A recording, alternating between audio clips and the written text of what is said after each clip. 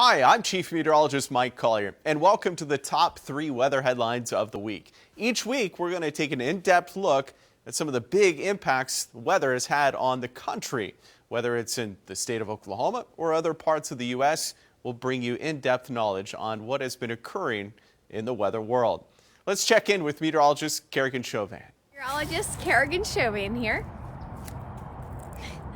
Northeastern Oklahoma's peak fall foliage is coming to an end, and you only have so much time left to go out and enjoy these beautiful, vibrant fall colors that are iconic for this time of the year. As of now, much of the country has already reached peak foliage. Southern Oklahoma, most of Texas, Louisiana, southern Mississippi, Alabama, and Florida still have until the end of the month until they are projected to surpass their peak. So what exactly causes leaves to change in the first place? To break this down, we are going to have to combine the sciences of meteorology and chemistry. Weather actually plays a small role in the process of fall foliage. It's all about the lack of sunlight. Chlorophyll causes that green pigment you see in the leaves for most months out of the year and aids in the production of plants making their own food. They take in sunlight, water, and carbon dioxide to create glucose.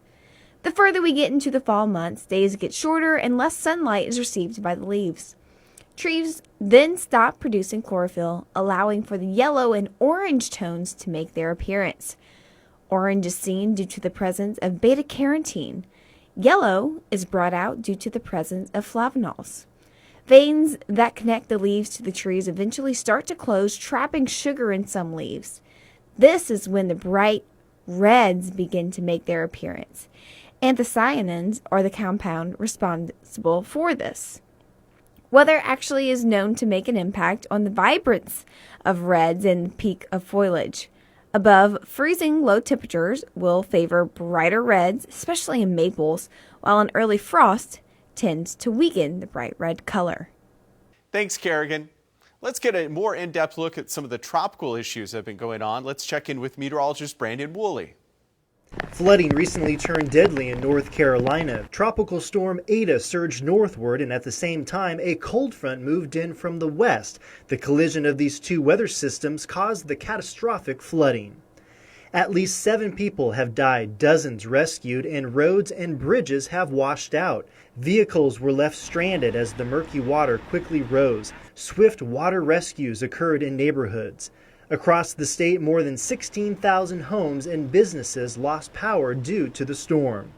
From Wednesday morning through Thursday morning, more than 8 inches of rain fell in some locations, the National Weather Service reported.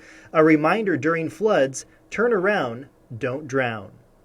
Here's our tropical update. First off, Tropical Storm Eta bringing torrential rains and flash flooding here and throughout South Carolina and North Carolina as this whole system continues to move up towards the northeast. A pretty different track here over the past several days. It started out over the open waters, went in throughout the Gulf of Mexico, and then crossed right over North Florida and continues to move away at this time, but bringing a lot of rain.